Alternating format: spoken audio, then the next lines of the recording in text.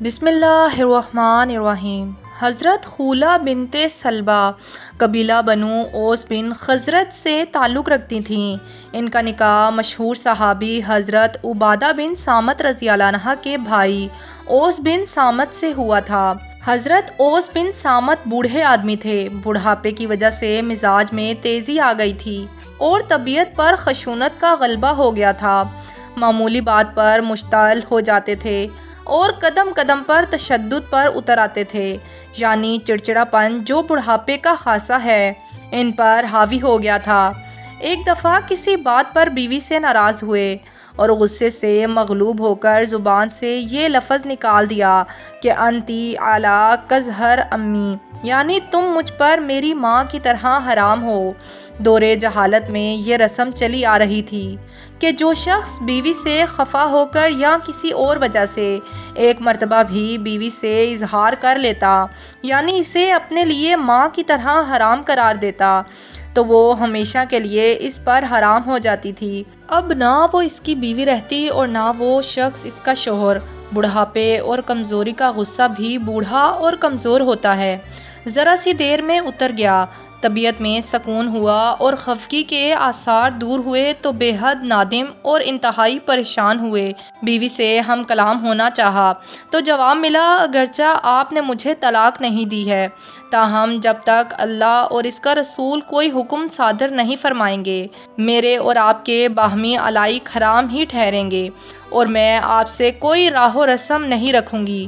اب معاملے کو سلجھانے کی صرف یہی ایک صورت باقی ہے کہ آپ صلی اللہ علیہ وآلہ وسلم کی خدمت میں حاضر ہوں اور جو الفاظ زبان سے نکال چکے ہیں ان کے بارے میں رسول اللہ صلی اللہ علیہ وآلہ وسلم سے فیصلے کی استدعا کریں۔ انہوں نے بیوی سے کہا، مجھے اس سلسلے میں رسول اللہ صلی اللہ علیہ وآلہ وسلم کے پاس جاتے ہوئے اور آپ کی خدمت میں کچھ بھی عرض کرتے ہوئے شرم آتی ہے۔ میں حضور صلی اللہ علیہ وآلہ وسلم کے سامنے کس طرح جاؤں اور کیا کہوں؟ تم ہی جاؤ، ممکن ہے اللہ ہم پر نظر کرم فرمائے اور اپنے رسول پاک صلی اللہ علیہ وآلہ وسلم کی وساطت سے دوبارہ بحالی تعلقات کی کوئی صورت پیدا ہو جائے۔ چنانچہ خولہ رضی اللہ عنہا تیار ہوئیں اور حضرت عائشہ رضی اللہ عنہا کے مکان پر رسول اللہ صلی اللہ علیہ وآلہ وسلم کی خدمت میں حاضر ہوئیں۔ آپ نے آنے کی وجہ دریافت کی تو بولیں، اے اللہ کے رسول، آپ کو معلوم ہے اوس جو میرے شوہر ہیں، چچا زاد بھی ہیں اور مجھے بہت ہی محبوب ہیں، ان کی تیزی طبع، تند مزاجی اور ضعیف و پیری سے بھی آپ اچھی طرح واقف ہیں۔ انہوں نے غصے کی حالت میں مجھے ایسی بات کہہ دی ہے جو میں حلفیہ کہتی ہوں کہ طلاق نہیں ہے۔ انہوں نے مجھے انتی علی کظہر امی کہا ہے۔ رسول اللہ صلی اللہ علیہ وآلہ وسلم نے فرمایا، اب تو تم اس پر حرام ہو۔ رسول اللہ صلی اللہ علیہ وآلہ وسلم کی زبان مبارک سے یہ لفظ سن کر حضرت خولہ رضی اللہ عنہا کو سخت صدمہ ہوا اور بڑی لجاجت اور منت سماجت کے انداز میں رسول اکرم صلی اللہ علیہ وآلہ وسلم سے جھگڑتی رہیں اور اس بات پر اصرار کرتی رہیں کہ ان الفاظ میں طلاق نہیں کی جا سکتی۔ جب دیکھا کہ رسول اللہ صلی اللہ علیہ وآلہ وسلم ان کے ہم نو اور موید نہیں ہیں تو نہایت مایوس ہوئیں اور وہیں بیٹھے بیٹھے ہاتھ اٹھا کر اللہ سے ان الفاظ میں دعا مانگی، اے اللہ، میں تیری بارگاہ میں حاضر ہو کر تجھ سے اپنی سب سے بڑی تکلیف اور اپنے شوہر اوس کی جدائی کے رنج و احساس کی شکایت کرتی ہوں۔ اے اللہ، جو چیز ہمارے لیے تیری رحمت کا باعث ہو اسے اپنے نبی صلی اللہ علیہ وآلہ وسلم کی زبان مبارک سے ظاہر فرما دے۔ میں ایک بے بس اور ناتواں عورت ہوں اور تیرے ہی فضل و کرم کی طلبگار ہوں۔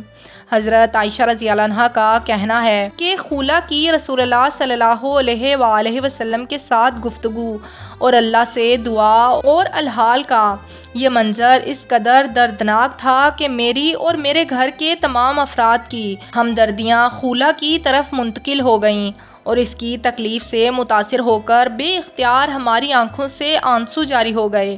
اس کیفیت پر ابھی زیادہ دیر نہ گزری تھی کہ رسول اللہ صلی اللہ علیہ وآلہ وسلم پر وحی کی کیفیت طاری ہو گئی۔ حضرت عائشہ رضی اللہ عنہا نے مسرت کے لہجے میں خولہ سے کہا، خولہ، اللہ کی طرف سے ابھی تمہارے متعلق فیصلہ ہو جائے گا۔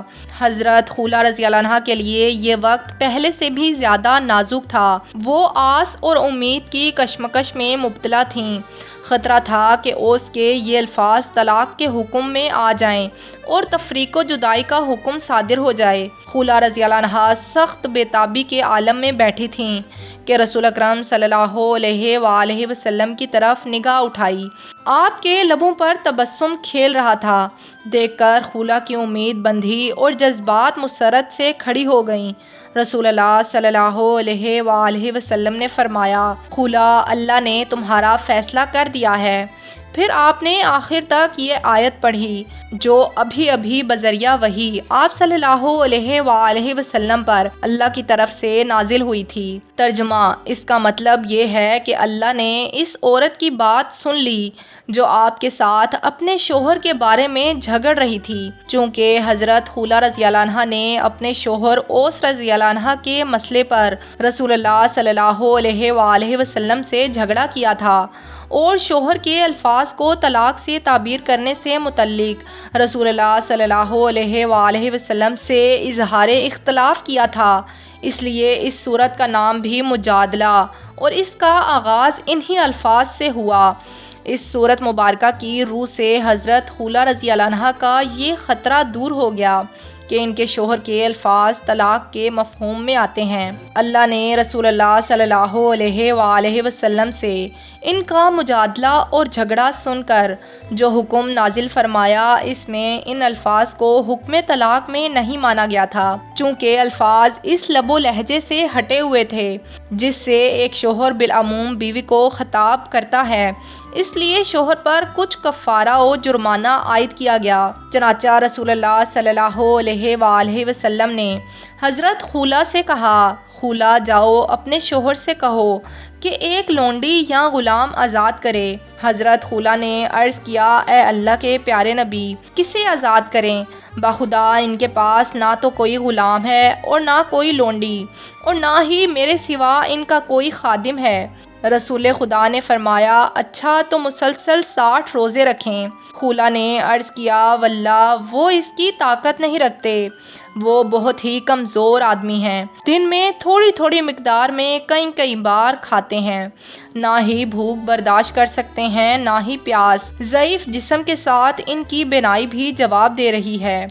رسول خدا صلی اللہ علیہ وآلہ وسلم نے فرمایا، پھر 60 مساکین کو کھانا کھلائیں۔ خولہ رضی اللہ عنہا نے عرض کیا، حضور صلی اللہ علیہ وآلہ وسلم وہ غریب و نادار آدمی ہیں، ان سے تو یہ بھی ممکن نہیں ہے۔ رسول اللہ صلی اللہ علیہ وآلہ وسلم نے فرمایا، اچھا ان سے کہو کہ امال منظر بن قیس کو بلا لائے اور ان سے بارے شطر کھجوریں لے کر 60 مسکینوں پر صدقہ کر دے۔ خولہ حضور صلی اللہ علیہ وآلہ وسلم کو سلام کر کے رخصت ہوئیں۔ گھر پہنچیں تو دروازے پر شوہر کو منتظر پایا۔ بے تابی سے پوچھا، کہو خولہ کیا ہوا؟ جواب دیا، آپ خوش نصیب ہیں، رسول اللہ صلی اللہ علیہ وآلہ وسلم کا ارشاد ہے کہ لا منظر بن قیس کو ساتھ لیتے ہوئے آؤ اور ان سے بعض شطر کھجوریں لے کر 60 مساکین میں صدقہ کرو۔